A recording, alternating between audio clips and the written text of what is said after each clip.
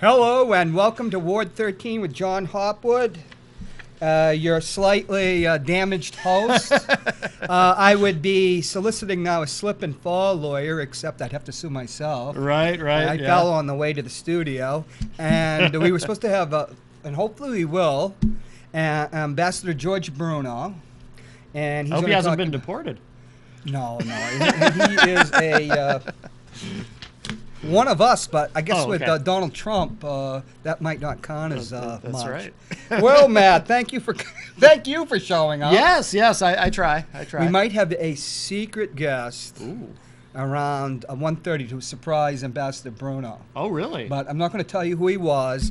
But no more innuendos on the show, because this is going to be strictly, we're going to behave like ladies and gentlemen today, unless the ambassador doesn't show up. Right, yes, of course. He sent me an interesting thing, Matt, which, hey, I finally found my glasses. See, I've been waiting. It's 11 months now to get my glasses from the VA. Yeah, 11 months, wow. Right, Should they privatize the VA, do you think? No, not at all. We can talk about that. Yeah. I had my old glasses. These are what I call my Paul Hodes glasses. Oh, wow. When they sent me out when I was bird dogging for Manchester Public Radio, Congressman Hodes slipped away. Because the people they did when we had Peter on, they did their own scheduling. He said, well, this is Congressman Hodes. He ran for Senate. And we got some guy with a cowboy hat, jawed purrs, and these tall boots. And then all of a sudden, like 3 minutes later, it's like Joe Lars, like, can you find Hodes? And they're saying, go find Hodes. Yeah. And for some reason, he wears glasses like these. My friend Gary Hammond calls these Rockefeller glasses. Yeah. These were very expensive back in 1991. Oh, I think they're very stylish. Yeah, but you can see they're smashed and everything. Yeah. Stepped on them the other day. All scratched up. Yeah. And guess everybody was wearing these glasses. So I found many Congressman Hodes, but then finally I didn't find the real one. And he was upstairs anyways. Yeah. But let me put on the real glasses. I was reading just earlier today about how Jeb Bush stopped wearing glasses. He wears contacts now because his advisors told him he looks younger with contacts. I don't think he does. I think he looks exactly the same. But hey, do we have that little I know my obstreperous engineer, John Eric O'Neill, 25 years younger than me, has about as much sympathy for an old man falling as, he probably has for the tax man. Did I have a little Jebby on my stick, John? I don't see anything like that. No, little Jebby? Little Jebby? Well, how is little Jebby doing? I think little Jebby's going to be out after South Carolina. You mean he's that was supposed to be like his firewall? Or Jebra, as Trump called him. When did he do that? No, actually, I was during an SNL skit, but it was Daryl Hammond as Trump called him Jebra. It was great. No, have you been following the stuff? Oh boy, did you see the debate Saturday night? I don't watch TV. Oh, that's right. That's why they used to send me to Bird Dog, just politicians and writers. Yeah. And, geez, I don't know who any of the talking heads were. I didn't even recognize. Is that you? Is that the ambassador? There we go. We were just having to talk about Jeb Bush, ambassador. Oh, no.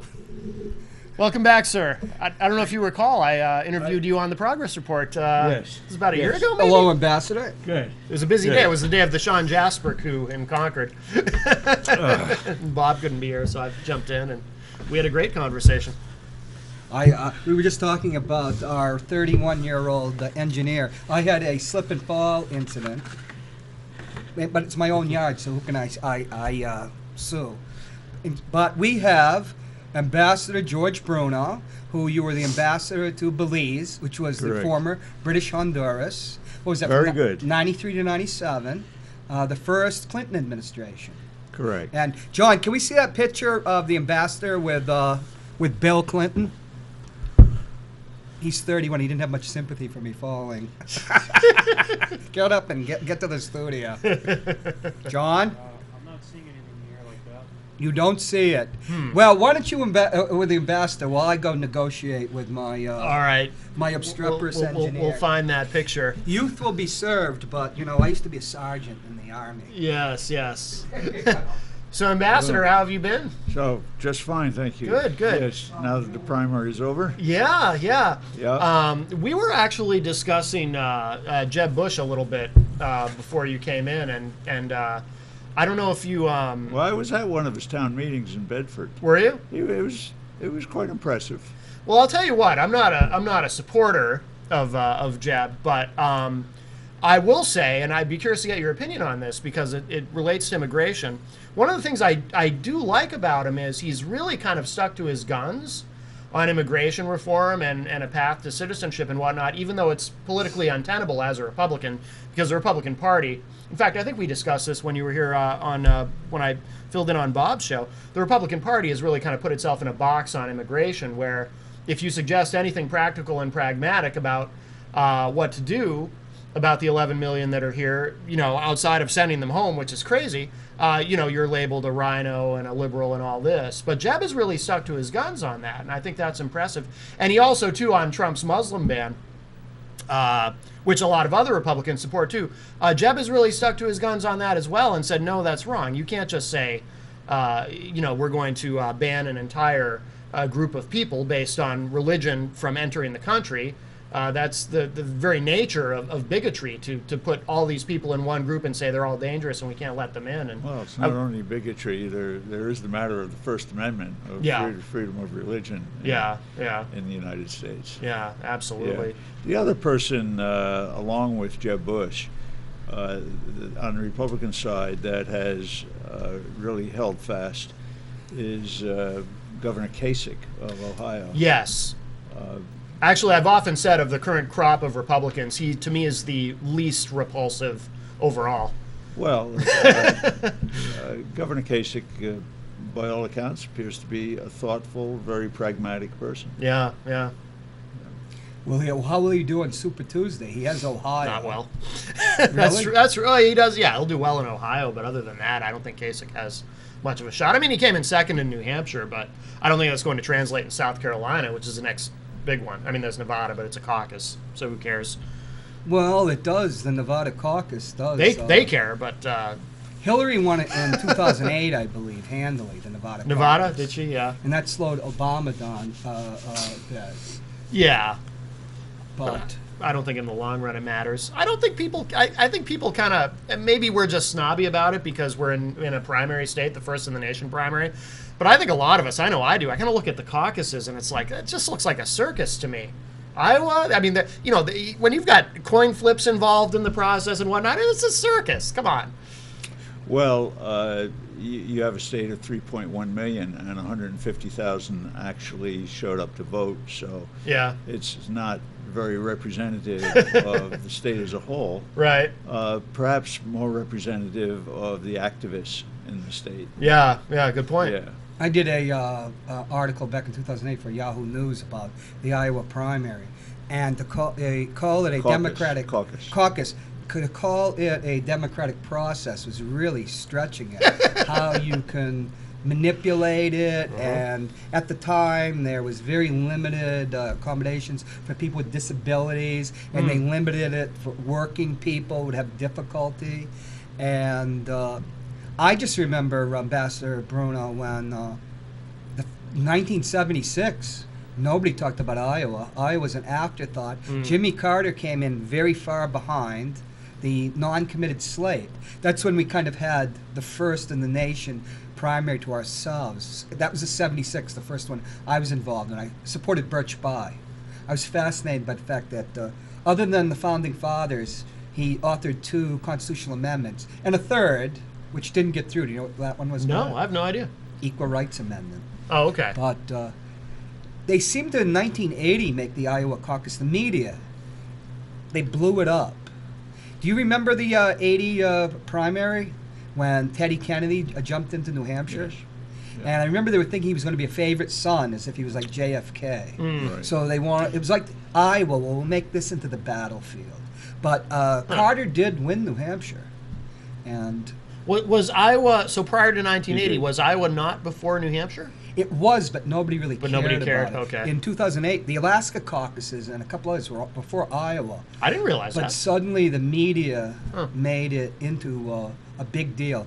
Yeah. Who was that New York Times columnist, Apple or something? He wrote Johnny an article Apple, yeah. in '76 about Jimmy Carter. But here, Birch Bayh was a liberal. Mo Udall was running. He was a liberal. And then, who was the senator from Oklahoma? Fred Harris, who LBJ toyed with appointing Fred Harris in '64 vice president just to keep Hubert Humphrey in line. And then, remember, Sergeant Shriver jumped in. So you had all these liberals and because everybody were waiting for Teddy Kennedy. Right. But, and Jimmy Carter managed to win. Yeah. But it's interesting because Billy Sheen always talks about when he went to the first Carter get-together, there were only 3 people and they picked him as the chair, and the rest is history. No kidding. But I brought the wrong stick. We had a picture of you in 1992 with Bill Clinton. Oh. And can you, speaking of I just saw, I was at Chez Vachon on West Sider, and I got the great pleasure of meeting both Hillary and the president. I'd met the president one-on-one before, but I'd only shook Hillary's hand, back in 2008. Yeah. And it was always good to see Bill. But I told you last, I was surprised how warm she is in yeah, we were talking about that. Yeah, because I've heard a lot of people say that she's much warmer in person than she comes across on television. But can we ask you who you supported in the primary? I supported Hillary Clinton. Of course. Yeah, right. And were you surprised by the outcome? I was surprised that it wasn't closer. It should have been closer, but not surprised by the outcome. Interesting, like I was telling Matt, for at least 6 weeks I had Bernie getting 60%. And it just didn't change the needle. Yeah. Because I know the Hillary that's what people he wound up with, yeah. Hit. Yeah, people were coming up and complimenting. I guess you can bet in Las Vegas on stuff like that. Oh, yeah, you can bet on anything. I think that person that bought me the beer probably won some money. I got one beer. But I think in South Carolina it's over for Bernie. I think in South Carolina Hillary's going to. But New Hampshire, it's a protest vote. Yeah. On my stick, I also had George McGovern in '72. From '72.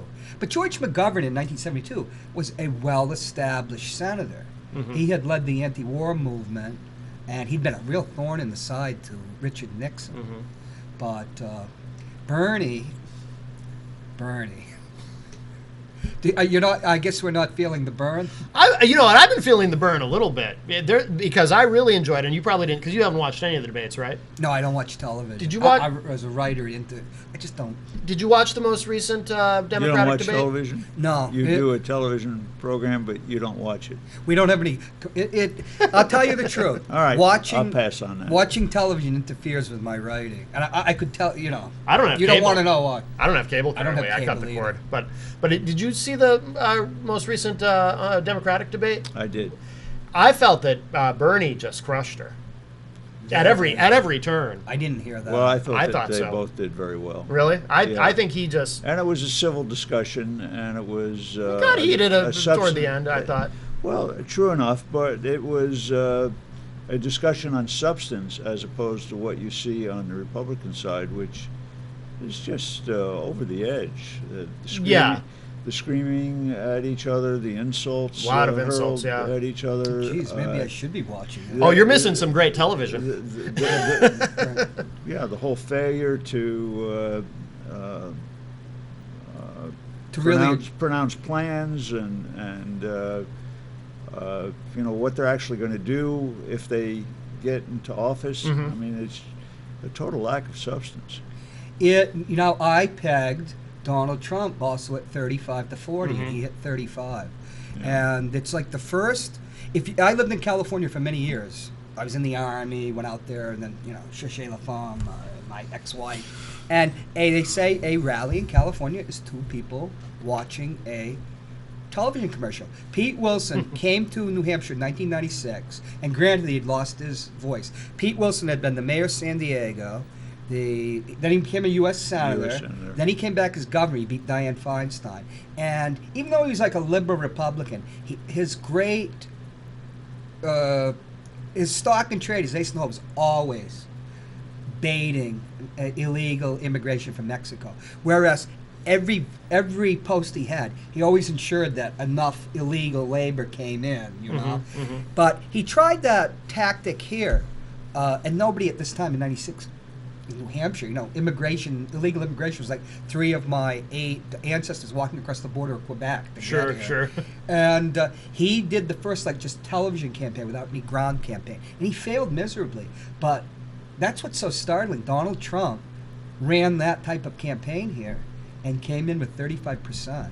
Yeah, he didn't even do the typical retail politicking of really going out and meeting people and shaking hands. And I mean, he'd fly in for one of these massive events. It would get not only local coverage, but national television coverage. And then he'd fly back out. And the antithesis of the Clintons. Yeah. Who were, that's old-fashioned retail. Yeah.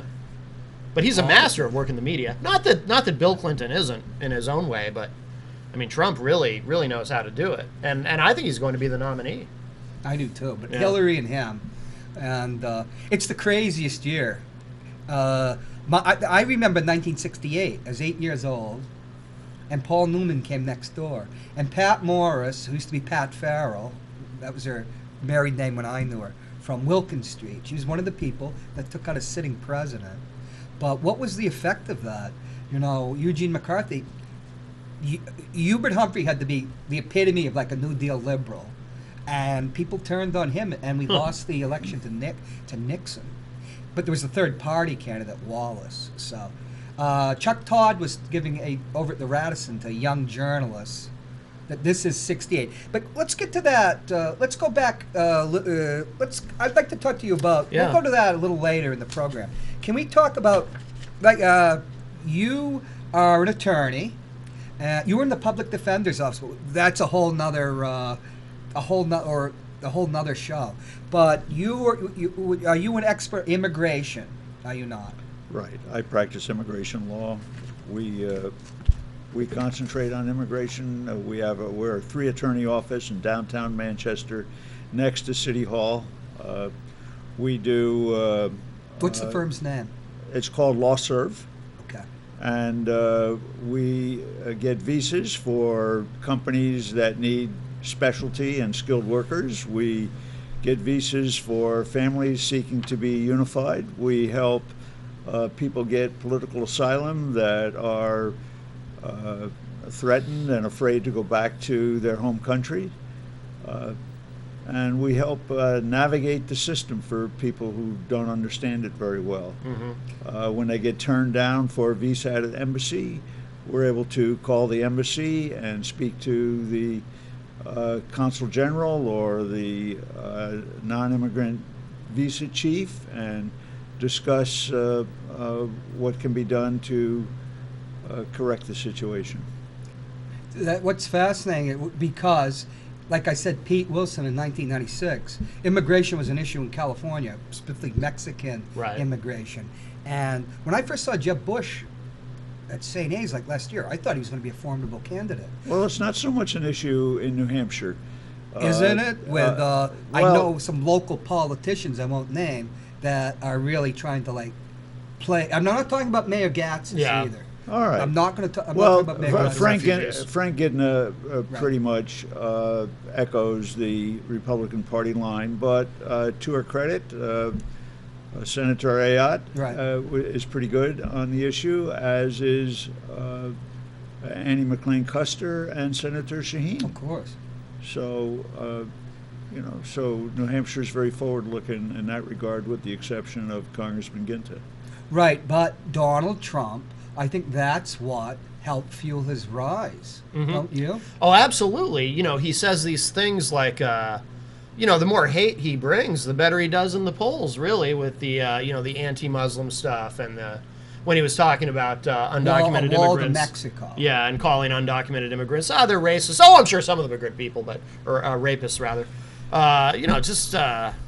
He really kind of has tapped into that sort of that white paranoia that's so prevalent in the country. To me, it's almost a way of, in 68, 72, Nixon, the Southern strategy, typing into the white anxiety, the white working class.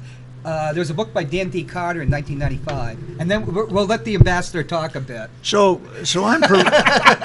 Oh no, gentlemen, carry on. But the George Wallace was. Some people think he was. No, that was a joke. But immigration is such. It is I'm perplexed by this whole discussion Immigration. about the wall. Oh, the wall in Mexico? The wall between the United States and Mexico. It's Fantasyland stuff. Well, for a number of reasons. I First- saw the wall in Berlin, by the way. Yeah. This is supposed to be more of a fence, right? That was formidable. Yeah. So, President Obama has earned the reputation of being the president that has deported more people than any other president in history. The porter-in-chief, I often hear him called. Right. That's correct. Enforcing immigration law. Yeah. And Congress has passed an appropriation that that funds the deportation of about 400,000 persons per year, and the Obama administration has on average been deporting 350, 375. It has hit 400,000, a little bit over sometimes, in his 7 years in the presidency. So I think his theory was that if he demonstrated his toughness on deporting people in the United States without documents, that a consensus could arise between Republicans and Democrats to promote immigration reform. And Lord knows the system needs reform. Right. It didn't quite work out that way. They ignore it. Well, Republicans who only watch Fox News or only listen to conservative talk radio have no idea that these deportations even go on, because it's something they like about them. And that does if not they knew. include the people that are turned around at the border. Right. So actually, there have been more than 400,000 a year. Yeah. And so there really isn't the capability of deporting more than 400,000 a year, because Congress has not appropriated additional funds for building jails, prosecutors, judges, courtrooms, law enforcement officers. Right. So that's about it. So if you're deporting 400,000 per year, and you want to do it like Donald Trump is doing it, is saying deport them all and then have the good ones come back. So if you can do the math, if there's 11 million undocumented aliens living in the United States at 400,000 per year, so what's that, 22, 23, 25 years. Yeah, in a quarter century you can get rid of everybody in theory. Get rid of everyone and then obviously bring them back. Yeah. And so here's my question to conservative Republicans that are just so ardent in wanting to deport everyone who is in the United States as undocumented, no matter how long they've been here, no matter how well integrated they are into the community, no matter the close family ties that they may have, or the need of businesses for their skills. So how much money are we willing to spend on a process like this? How much? I'd like to know what a conservative Republican considers a reasonable amount of money to spend on this enforcement effort. Now, on the enforcement end, the immigration enforcement is already costing us more money than appropriations for FBI, DEA, alcohol, tobacco, and firearms. Really? And you have some and Secret Service. So the immigration enforcement end exceeds the budget of all four of those federal agencies combined. Wow. And that's something I don't think people understand. So, and so in addition to that, then you've got the cost of the wall. How much is it going to? I don't know that anybody's done a cost analysis on what it would cost to run a wall 1,500 miles. Well, you know what Trump says? He's going to get Mexico to pay for it. which already Right. Okay. Well, I believe him. the probability of that happening is not very great. But Yeah. on the other hand, under President Obama, they've quadrupled the number of border guards. They've put the National Guard on the border. They've partially built a fence, I think either 500 to 700 miles. Yeah, New Mexico has some fence, right? And the states have also beefed up their law enforcement. And we're using satellite technology, and we're using drones. Sensors. So we're talking a budget of multiple billions of dollars already. And then here's the final kicker. And that is that because the economy has improved in Mexico, we have reverse immigration occurring right now. I saw that 10 years ago in California. That's why that number hasn't changed, right? Well, it has changed. 8 or 9 years ago, the number of undocumented persons living in the United States was 12 to 13 million. Now it's down to the 10, 11 million. Yeah, 11's the number I always hear, yeah. So it's actually come down 11. a little bit. So it's come down. And that's because more people are returning back to Mexico and less are coming north. I got to ask you about, I didn't know this about, you were talking about border enforcement. We have National Guard. I always hear people talking about how we should do that, which I think is a bad idea. Well, they're not deployed permanently. Okay. They were there for the surge. For the children who were coming over. Okay. The role of National Guard is like law. It's an auxiliary towards law enforcement in certain like crises or stuff. Okay. Riot or to facilitate, or sometimes opt out and put in a war. So they're not. But still there are already 20,000 immigration enforcement officers on the border. Yeah. I have two questions. One is, to think that building a fence is immigration reform, I mean, doesn't even begin to tell the story about the need to do this the right way, because there's so much more that needs to happen. Right. First of all, we have to make the system more consumer friendly. Mm-hmm. Because when a person goes to get a visa, oftentimes they're not treated very well. The time delays are enormous. The expenses of getting a visa are quite high. Consider, for example, if an American citizen marries a woman, we'll say in France, and wants to bring his wife I know this personally. to the United States. Yeah. The process takes almost a year. Yeah. Almost a year. Yeah. So and they're married, they're married, they're separated, and the wife, the spouse, is not allowed to come to the United States because there's an immigration petition pending. Right. So there's something wrong with a system like that takes the paperwork almost a year to be processed. Suppose, for example, you lose your green card, and you... How would you lose your green card, by the way? Well, I mean, how would you lose expire? it? No, lose it. I mean, the actual physical card. You physically lose it. Physically lose it. Okay, it gets eaten up by your dog or something. Right. Yeah.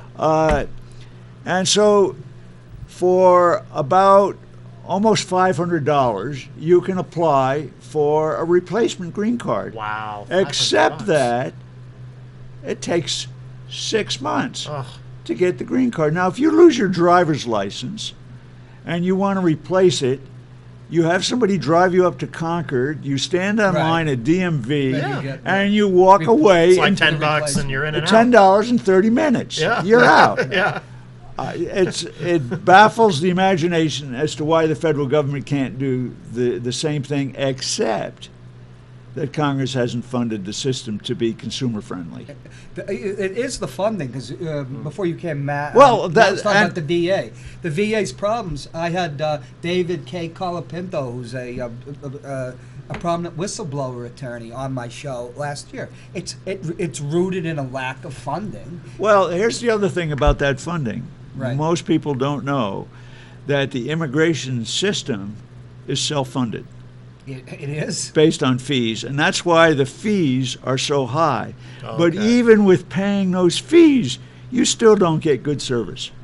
I'd like to ask you something, because I know I asked 2 people who were immigrants to call in today, but they actually are working for a living. Yeah. And living in California, of course, you know, you have the H-1 visa. You meet people, tech people. H-1B is your specialty Right. professional visa, available for 1 week a year.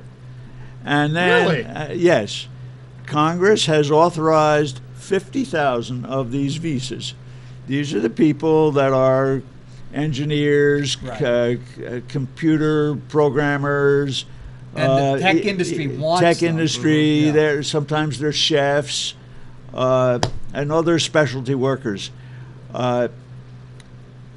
Last year, 180,000 applications came in.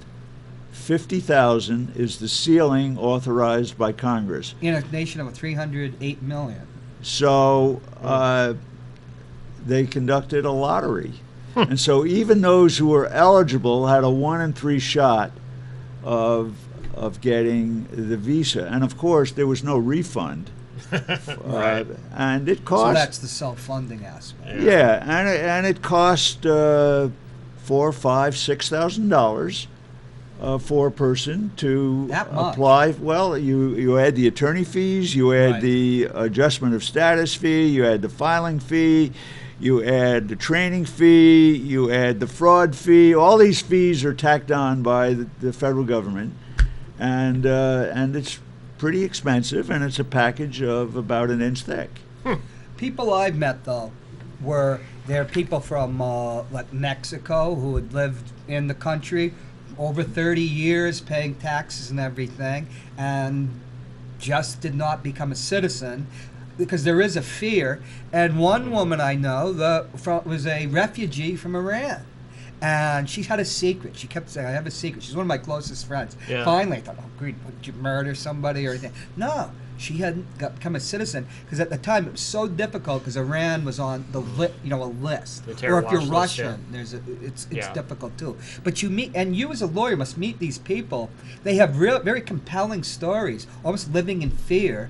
I mean, this woman, from the time she was 12 till in her 30s, and then when she was going to get married, she had not become a citizen in that, and a lot of people.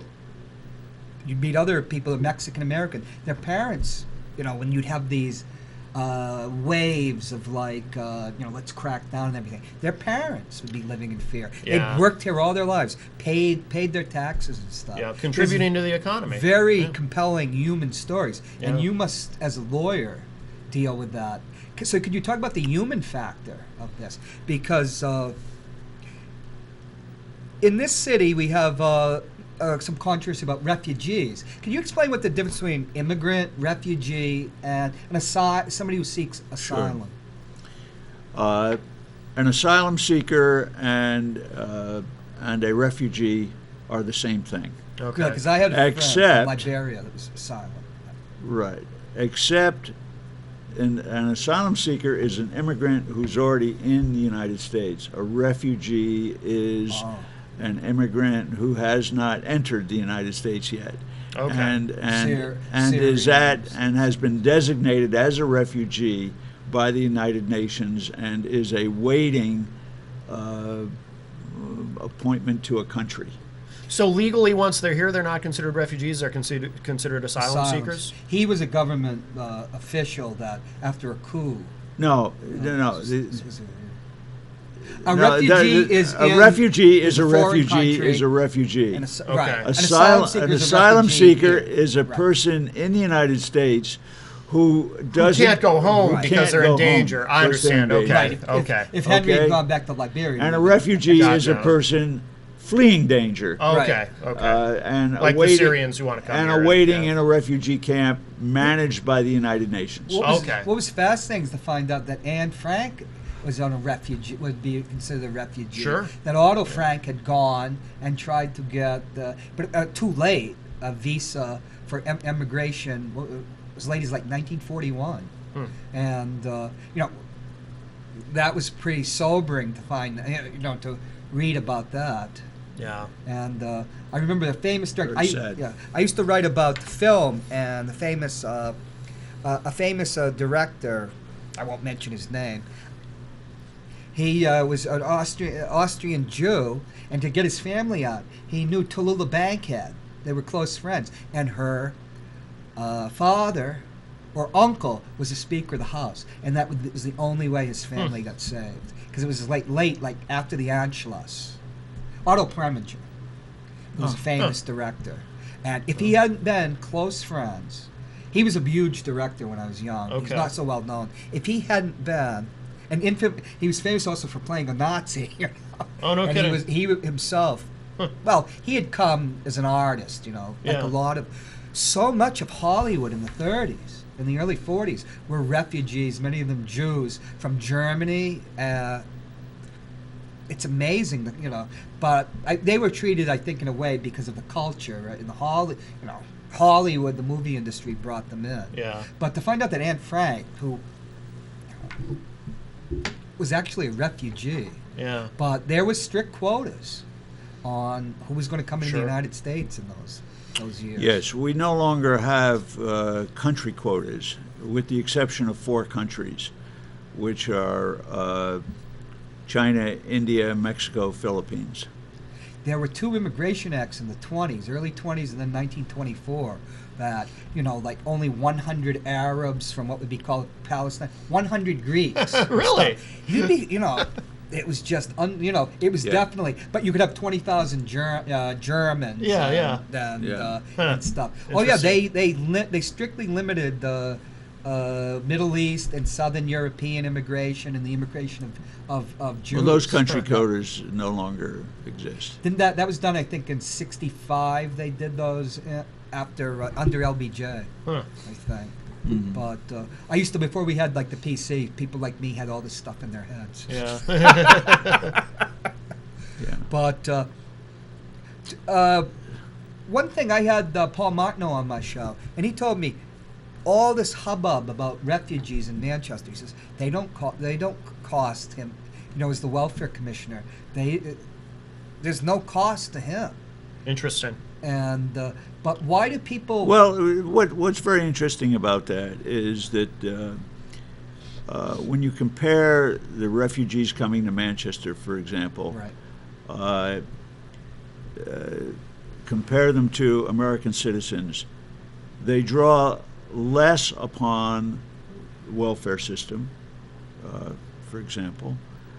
They commit less crime than American citizens in general. They become more educated than American citizens in general. And so they make a real contribution to our society. And furthermore, in the last 10 years, New Hampshire's growth rate and emigration into the state has been diminishing. It's slowed down. And the only reason why New Hampshire demonstrates any growth at all is because of the immigrants that have resettled in New Hampshire. That's interesting. What do you think about once again, now, I was proud when I came back to Manchester, going back to my alma mater, West High, and you'd see the names of, obviously, Bosnian name, like Student of the Month or something. Sure. But I'm from a military family. I was Cold War against the Soviet Union, but my brother was part in the war in the Balkans. My brother was also Black Ops, so he was in Africa. I don't know what I've heard a few of his stories, but a lot of these people, these are people that I know, people personally that went into situations to help save countries. I think Bill Clinton had a very good, the way he used power was very judicious. And when I hear about the Syrians, I can't say I'm anyway an expert, but just knowing about like the Vietnam War, because when I was in, we still had the people in Vietnam. Yeah. A lot of people that will become refugees were assets to us. Do you know what I mean? An interpreter, or an intelligence person or somebody, if they're left behind. Right. But the fact is, we go in there, and like Bosnia, what would have happened if we didn't take those Bosnian refugees? I remember Bill Clinton was an expert, though, how to explain things. Mm-hmm. Yeah, you know, explainer like why in chief. we needed to go in there. They've called him, yeah. And well, they would have been threatened and persecuted, and ultimately many would have been killed. 7,000 Bosnian Muslims, I think, were killed. But even now, yeah. the United States is not stepping up and taking its share of That's the true. immigration movement in Europe.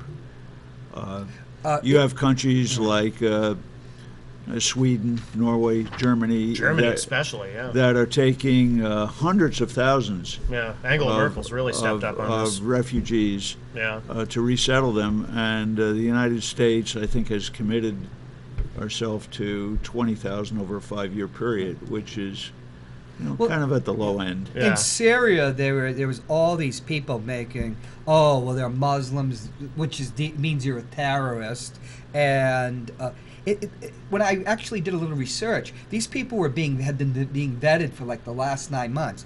I guess even starting with Hillary when she was Secretary of State, they were preparing because, like I said, from being in the military intelligence, and other things, that there are people that you can't leave behind or people that you want to save. Doesn't it take up to 2 years, the vetting?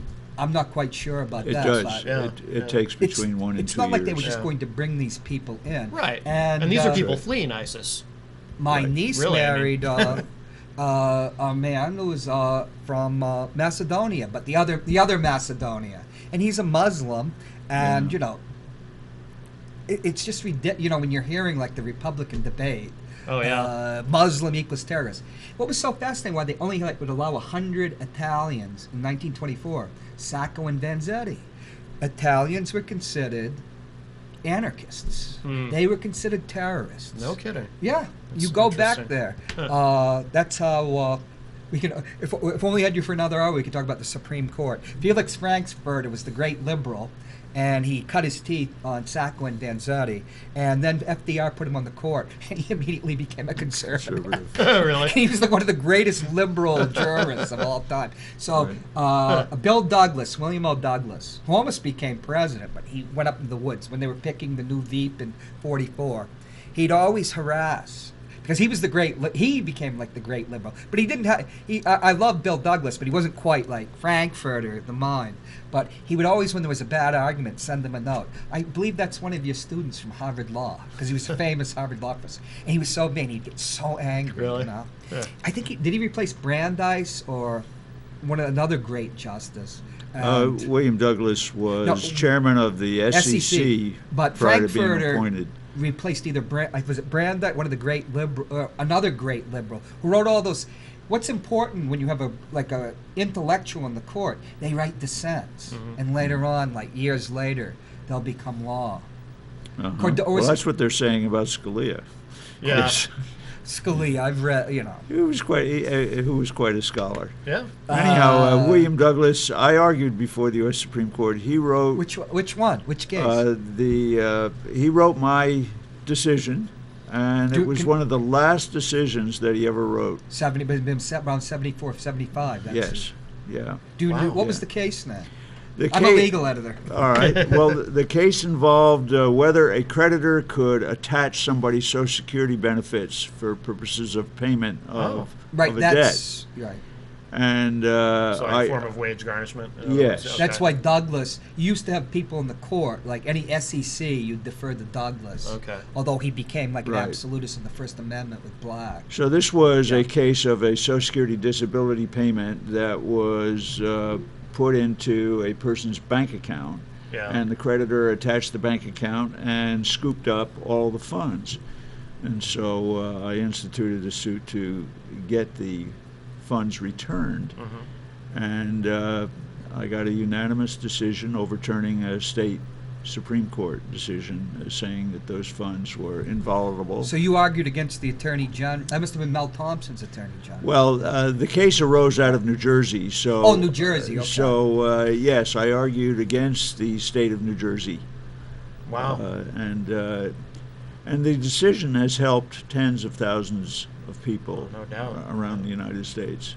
Wow. What many people don't realize about the Supreme Court, peonage, there was legal peonage in the United States in 1945. What was that? The Murphy Court. The FDR finally got a liberal court, like from 41 to about 46. Now, what is? I'm not sure what that word is. Peonage? Legal peonage. I owe my soul to the company store. I have a friend. He's Max, about 93 now. He was in the Red Ball Express with back in World War II, and he was a sharecropper, and in North Carolina, Cape Fear, North Carolina.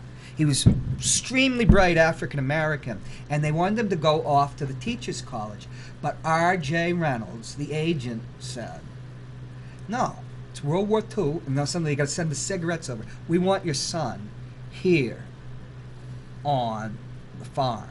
So they went down to the attorney, the African American attorney that served their community, and it's a great story. He said, "If I had to choose between fighting R.J. Reynolds and fighting Hitler, I'd fight Hitler." So he went and enlisted, and that's how he told me what it was like.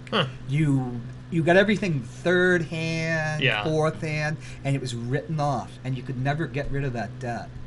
And just imagine.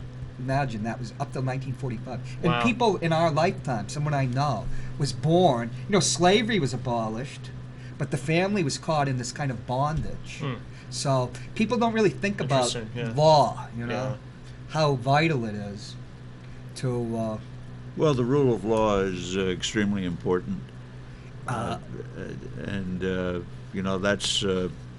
and enforcement of the Constitution, which is the debate that will now take place in the United States with Justice Scalia's demise. Now, LBJ, Earl Warren, tried to retire in April of '68, right after LBJ pulled out after the New Hampshire primary, when Eugene McCarthy humiliated him by almost beating him.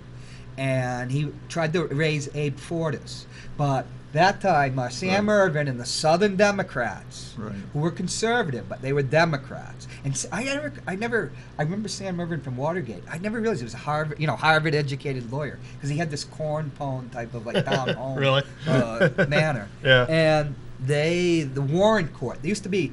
I didn't ever saw it in New Hampshire.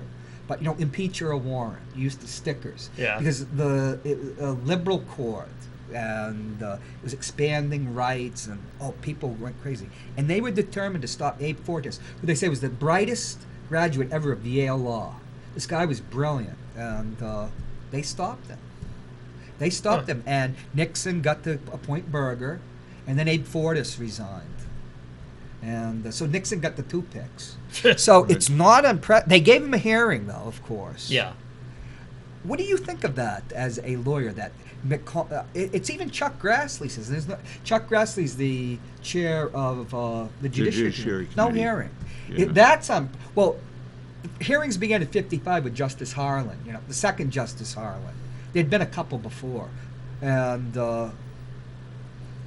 what do you think of this? There is precedent for appointing a justice in the last term of Reagan presidency. Did it, There were 8 in the course of U.S. history. The last one, I guess, being Justice Kennedy himself. Right. Yeah. Was that 88? Who was approved, almost unanimously by the United States Senate. And it was wasn't it a Democratic Senate? And it was a Democratic Senate. Yeah. But you see, Scalia helped write in a majority opinion limiting the president's in 2013, limiting recess appointments. And in his opinion, he said, well, the Senate, if he did try a recess appointment, the Senate could just come in and reject it. So, because John Marshall, who created the Supreme Court version, had been a recess appointment. Okay. Adams snuck him in there before his nemesis of the time, Thomas Jefferson, could take over. But the court has always been politicized, at least in my lifetime. Yeah, of course. Yeah. But getting back to the issue of immigration reform, there are two facets of the immigration discussion. One part of it is, what do we do about restraining the flow of illegal immigrants coming into the United States? How do we address that? And what do we do about the undocumented persons that are already living in the United States. That's one part of the discussion. The other part of the discussion is what can we do to improve the current system for people trying to come into the United States legally.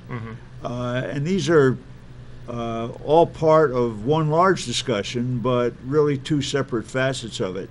We have spent very little time looking at the overall system of how a person emigrates to the United States. We break our immigration system down into persons who are sponsored by a worker, persons who are sponsored by a family member, person who wants to be an investor in the United States. Yes. And other countries, for example, Canada uses a point system. Like Canada will determine that the country has certain needs. Okay. And Australia used to be like that too. And it gives points to the qualifications that the person's had. They're of a certain age. They're of a certain educational level. They're willing to relocate to a certain part of the country where these needs exist. And you get points for each sort of check-off criteria. Many doctors at the Veterans Administration are from my last penultimate doctor was Pakistan, and now India. And I know a person from Argentina in 1970 went to Mississippi because they so desperatly needed doctors. Yeah, they fitted. Well, we have a limited system like that too. in the United States for doctors only. Right. For purposes of the high-tech industry, they're just out of luck. I had a client come to my office yesterday and said, look, I repair telephones. Telephone systems in the U.S. have become extremely complicated. He worked with a student who graduated from one of our colleges, who then went back to Russia, and he said, gee, I wish I could have that person come to the United States, because no matter how much I advertise, I can't find the talent, the skills in the United States for somebody to take that job. Now, the boom in California, and it's booming again. I was there during the first it went to the .com bubble, but I was there in Silicon Valley in the 90s during Clinton administration. Those were good times. Yeah. And that's why I vote Hillary. But there is it's so funny. Massachusetts and California are the two great generators of jobs and 21st century jobs. And people. I've actually heard a entrepreneur. You don't call them industrious any here in Manchester. Denounce New York, or was it Massachusetts? It's like the people state and complain he can't get workers. Yeah. Yet, I'm just saying in California, a lot of talent is brought. Well, I met them at least in the 90s. I don't know what it's like. I left California about 2004 or 2005. You have the 50,000 quota. When you say a lot of talent was brought in those days, the quota was 120,000. And they seem to have got a lot of California. So Congress cut it back in recent years to 50,000. Why? Because of complaints that it was taking away jobs from American workers. But here's the backstory to that. If you restrict the talent coming into the United States to take those jobs for a high-tech industry, a couple of things happen. First of all, your high-tech industry is not going to flourish as well as it might otherwise. And secondly, if you can't bring the talent in, then you're going to outsource the talent to India and to China. That's true. And that is what's happening. And so you go to parts of southern India, and there are these huge campuses that are call centers, that are repair centers, that are production centers for talent that should be in the United States. Right, exactly. Generating economic prosperity in our own country. We've only got about a minute. Is there anything else you'd like to say, Ambassador Bruno? Well, just Do you have any extra time? Just Matt's got a show only right after Monday. Yeah, you're welcome to stick around. You're welcome to sit around. Then he puts them online together. Yeah. If you'd like I will just shamelessly say that our immigration law office is called LawServe. It's in downtown Manchester. We provide free telephone consultations for anybody that wants to call us. Our telephone number is 296-2222. Well, I will put a call. I'll put a link on it on the Ward 13 with Jon Hopwood Facebook site, and maybe the ambassador can stick around for a little for Matt Connarton. Yeah, you're welcome to. Yeah, you guys are both welcome. Till next week.